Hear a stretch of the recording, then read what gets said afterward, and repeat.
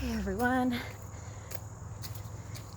doing 6 miles, coming back from a little recovery week after having Baker Trail Ultra Challenge a little over a week ago. I can't believe that it's already been a little over a week. It feels like 2 or 3 weeks ago to me, which I'm kind of ready to go again. But I did the right thing and did some recovering. So I've been doing walking, 3-mile runs, yoga, resistant band strength exercises between like 15 minutes and half an hour. Of course, plenty of nutrition. This is one of my big goals.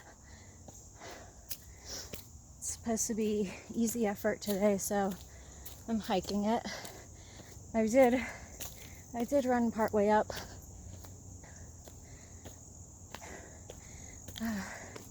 If you haven't done Baker Trail Ultra Challenge, or even just go out and visit the Baker Trail, it's pretty awesome.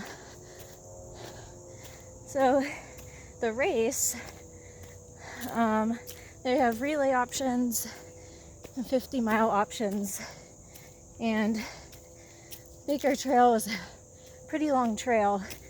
So the race each year has a different 50-mile segment of the Baker Trail, and you can do like three years in a row, once on each section. This year was the middle section, I believe. Next year, I think it'd be the bottom. I don't know. I've got to decide if I'm gonna do the Ultra Challenge and attempt the next 2 courses over the next 2 years. But this year was pretty good.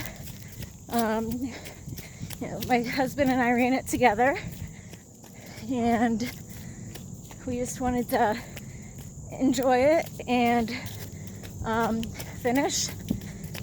We weren't really going for a time or anything. And finished in 13 hours and 11 minutes. They have 14-hour cutoff times for most Pennsylvania 50-milers. So they're very technical. So a lot of friends. That was nice. We had a group, like the Butler County Milers were doing the 5-person relay. They come in 3rd or 4th.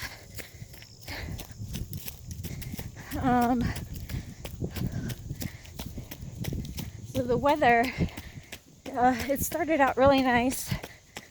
Well, it was hot and humid, but I was okay with the heat because I had all that sauna training throughout the summer, and so the heat didn't bother me.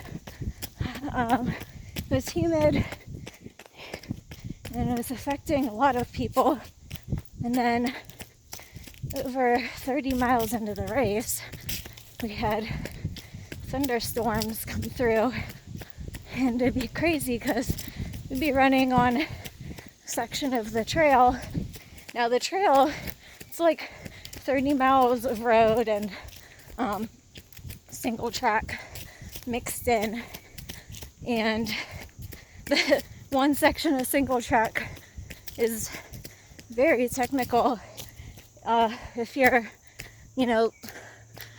a Western Pennsylvania person and you've gone to, say, like McConnell's Mill State Park, which is another place we go to often, it was technical like it is there.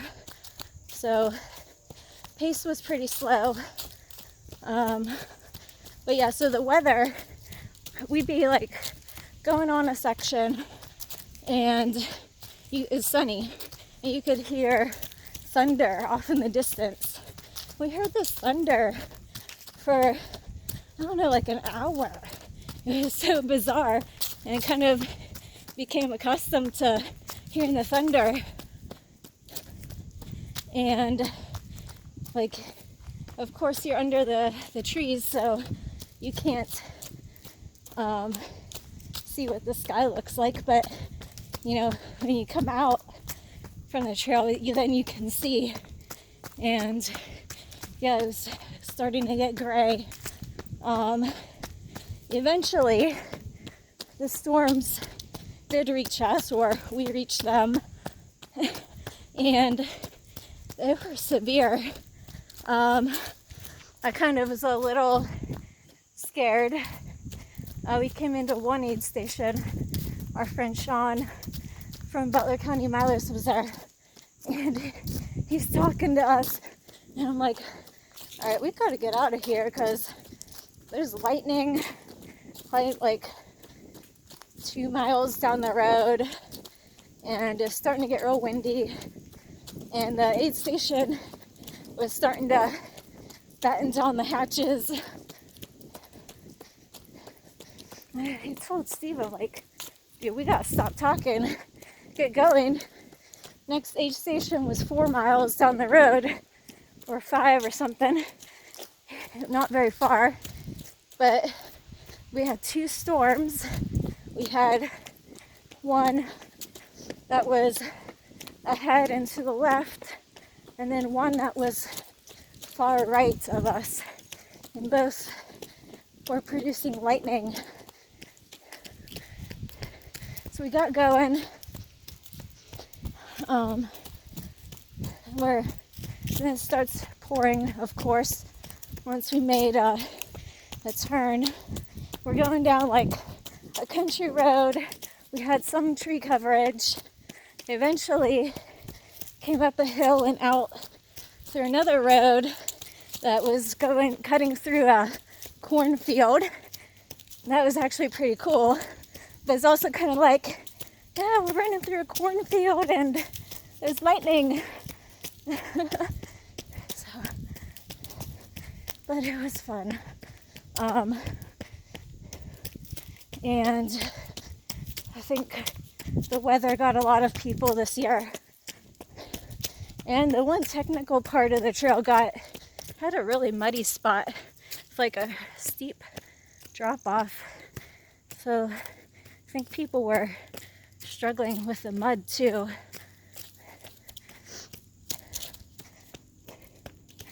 Running up a hill.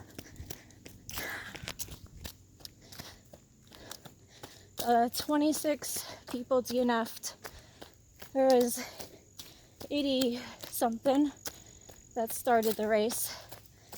I finished in 44th place. I got very tired with the last 13-ish miles left because I didn't sleep at all the night before. My parents were supposed to be home to watch Ember, but we couldn't drop her off until like 11:30 at night, and then we didn't get to the event until 1 o'clock in the morning. So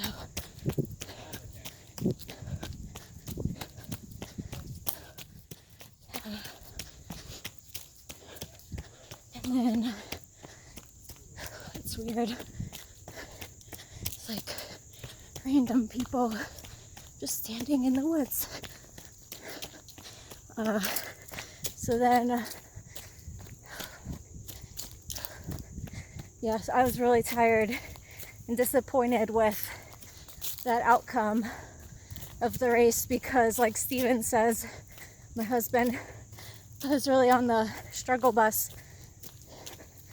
But hey, whatever. The rest of the race, honestly, like, I couldn't have asked for a more perfect race. It had it all, and I had my friends. It was a lot of fun. Saw the Amish. They were really friendly, and it's quite interesting to do a race and to be passed on the road by horse and buggies. The kids would come out and watch us run by.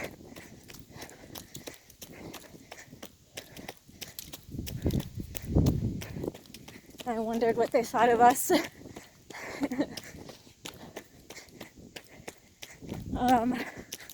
What else? Oh, so I met my Oil Creek 100 pacer, Katie, and she's gonna be awesome. So we ran into each other during the race. My friend Miriam introduced us, and so Katie and I actually ran a good portion of Baker together because we were about the same pace, and then she like dropped the hammer, boom. It was kind of like, oh God, how do you do that? So she left me in the dust at the end, but it's gonna be awesome to run with her at Oil Creek. I think those were the main stories. Oh, another hill. Okay, we're good now. Jeez. Those were the main stories from Baker. If you want something unique and you want a 3-year challenge, then I suggest visiting the Rachel Carson Trail Conservancy website, signing up for Baker Trail UltraChallenge. Next is Oil Creek 100. Got about a month to prepare for it. Yeah. Alright guys, I hope you're having an awesome weekend and having some safe running. Enjoy.